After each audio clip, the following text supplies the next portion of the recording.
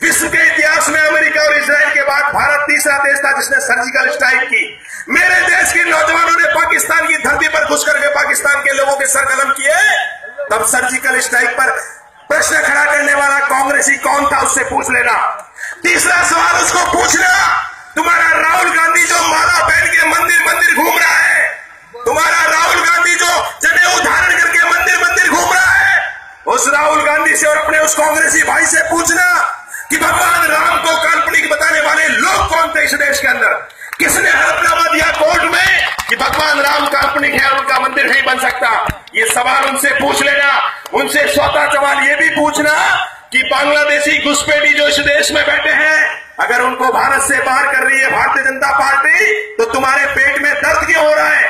और उनसे एक पांचवा सवाल ये भी पूछ लेना, हमने कश्मीर को किसने जलाया नहीं देखा, हमने देश में आतंकवाद किसने बढ़ाया नहीं देखा, हमने इस देश में नक्सलवाद को किसने जन्म दिया नहीं देखा, हमने इस देश के अंदर इमरजेंसी किसने लगाई नहीं देखा। लेकिन देश के नौजवानों ने देखा है कि जब इस देश में हिंदुस्तान के विरोध में बात करने वाले लोग खड़े होते हैं तो उनका समर्थन कांग्रेस क्यों करती है।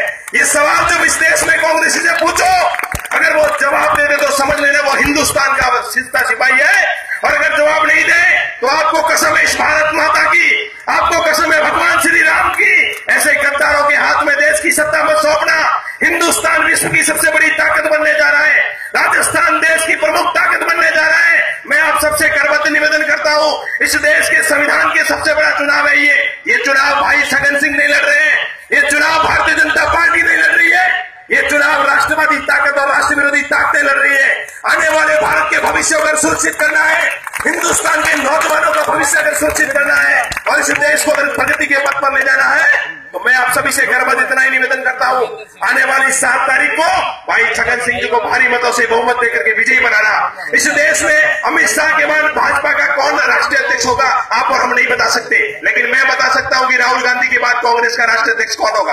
आप नहीं बता सकते कि रविंद्र सिंह जी के बाद जालोर का जिलाध्यक्ष कौन होगा, लेकिन मैं बता सकता हूं कि कांग्रेस के जिलाध्यक्ष के बाद कांग्रेस का जिलाध्यक्ष कौन होगा। आप नहीं बता सकते कि इस देश में प्रधानमंत्री के बाद हमारा अगला उम्मीदवार कौन होगा, मैं बता सकता हूं कांग्रेस का अगला उम्मीदवार कौन होगा। जिन लोगों ने सदियों तक परिवार के लिए काम किया है, उन लोगों के लिए कभी अपना जीवन बर्बाद मत करना। इस लाहौर की मां चामुंडा की भूमि से आपसे निवेदन करने आया हूं, ये हिंदुस्तान का सबसे बड़ा चुनाव है जो देश का भविष्य तय करेगा। राजस्थान का चुनाव और हिंदुस्तान का 2019 का चुनाव हिंदुस्तान के नए भारत का निर्माण करेगा। इसलिए मैं सभी युवा साथियों से निवेदन करता हूं, आने वाली 7 तारीख तक अपने घर परिवार को छोड़ दीजिए, अपने घर पर रहने वाली बीवी को कहिए, अपने घर पर रहने वाली बहन को कहिए, अपने भाई को कहिए, अपने माता पिता को कहिए, ये देश का चुनाव है, ये हिंदू समाज का चुनाव है, राष्ट्रभक्ति का चुनाव है। इसलिए सब भाई बहन लग जाए और भारी से भारी मतों से भारतीय जनता पार्टी को विजय बनाए। जय हिंद, जय भारत।